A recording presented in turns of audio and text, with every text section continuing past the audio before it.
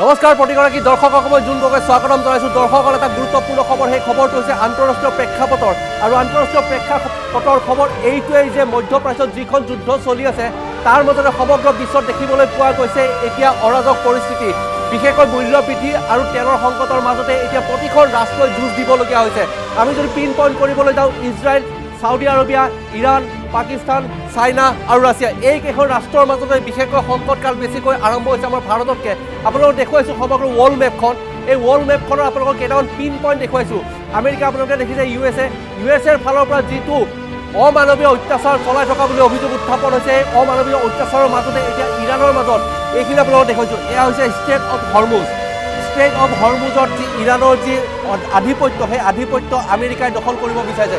তাৰ মাজতে ৰাছিয়াৰ কথা ক'ব যাওঁ, ৰাছিয়াই যদি এতিয়া তেওঁলোকক যি পাৰ্চিয়ান চি আছে, কেস্পিয়ান সাগৰ আছে, সেই কেস্পিয়ান সাগৰৰ পৰা ইৰাণক অস্ত্ৰ শস্ত্ৰৰ যোগান ধৰি আছে।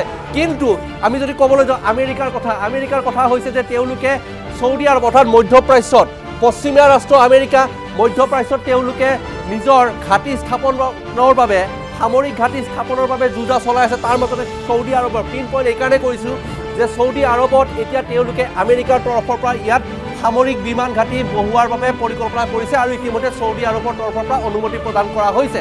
আটাইতকৈ ডাঙৰ খবৰ এইটোৱেই যে ৰাছিয়াই কি কৰিব। আমি ৰাছিয়া আৰু চাইনাৰ ওচৰলৈ যাব বিচাৰিছোঁ। ৰাছিয়া আৰু চাইনাই কি কৰিব? চাইনা আৰু ৰাছিয়া ইতিমধ্যে বন্ধুত্বপূৰ্ণ যি সম্পৰ্ক, সেই সম্পৰ্কৰ ওপৰত ভিত্তি কৰি ইৰাণত তেওঁলোকে কেস্পিয়ান সাগৰৰ ফালৰ পৰা তেওঁলোকক ইৰাণক অস্ত্ৰ শস্ত্ৰ যোগান ধৰি আছে।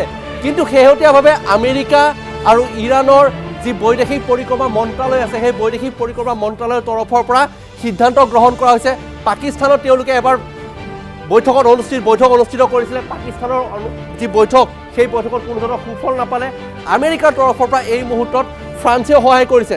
যদি আমেৰিকাই ইৰাণক যদি যুদ্ধবিৰতিৰ বাবে আহ্বান জনাব পাৰে, তেন্তে ফ্ৰান্সৰ তৰফৰ পৰা ফ্ৰান্স, স্পেইন, এলজেৰিয়া আৰু যি মৰক্কো, তেওঁলোকৰ ফালৰ পৰা আমেৰিকাক সহায় অৰ্পণ কৰা হ'ব, অৰ্থাৎ সহযোগিতা আগবঢ়োৱা হ'ব। বিশ্বৰ প্ৰতিখন ৰাষ্ট্ৰৰ এতিয়া হাহাকাৰ পৰিৱেশৰ সৃষ্টি হৈছে।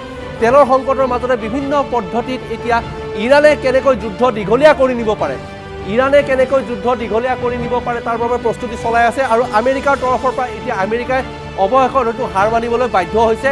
সেইবাবে আমেৰিকাৰ তৰফৰ পৰা কোৱা হৈছে যে আমি যিসমূহ সামৰিক বাহিনীক আমি ইৰাণৰ ছৌদি আৰবত আমি পাহৰ পাতিবলৈ অনুমতি প্ৰদান কৰিছিলোঁ, বা ইৰাকৰ তৰফেৰে আহি ষ্ট্ৰেইট অফ হৰমুজৰ কাষত আমি তেওঁলোকক ঘাটি স্থাপন কৰিবৰ বাবে আহ্বান জনাইছিলোঁ বা নিৰ্দেশ প্ৰদান কৰি তেওঁলোকক আমি পুনৰবাৰ ইউক্ৰেইনৰ ফালেদি, মৰক্কোৰ ফালেদি আমি তেওঁলোকক পুনৰ আমেৰিকালৈ লৈ আহিম, যদিহে ইৰাণে সম্পূৰ্ণৰূপে হৰমুজ প্ৰণালী সমগ্ৰ বিশ্বখনৰ বাবে যদি হৰমুজ প্ৰণালী পুনৰবাৰ নিয়মিতভাৱে তেওঁলোকে খুলি দিয়ে।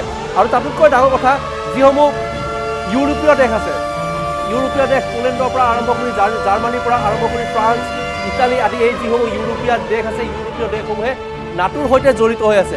নাটোৰ বেছি ক্ষমতা, 90% ক্ষমতা আমেৰিকাৰ, গতিকে নাটোৰ সৈতে তেওঁলোকে জড়িত হৈছে।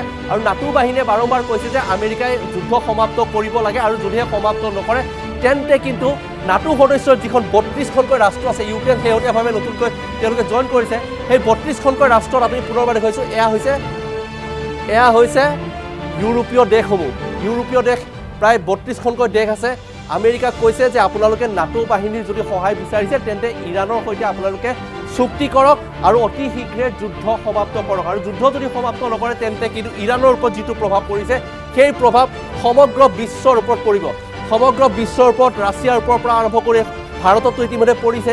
গতিকে তেনেস্থলত এতিয়া পৰৱৰ্তী সময়ত লক্ষণীয় হ'ব যে আমেৰিকাই যিটো পদ্ধতি অৱলম্বন কৰিছে, সেই পদ্ধতি ইজৰাইলৰ